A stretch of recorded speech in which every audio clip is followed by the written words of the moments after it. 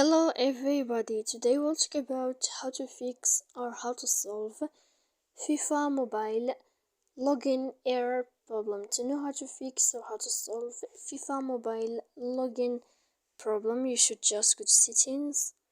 Here in this page, we click apps, default apps, app settings. When you'll find this list, you will search about FIFA mobile. Then in this list of app info, you will enter the first stop and we click OK. Here you will click on storage. After that we click clear cache, but be attention, don't click here clear data, because that can make a lot of issues on your application. So please don't forget to support us by like and subscribe. See you next time in another video, and thank you for your attention.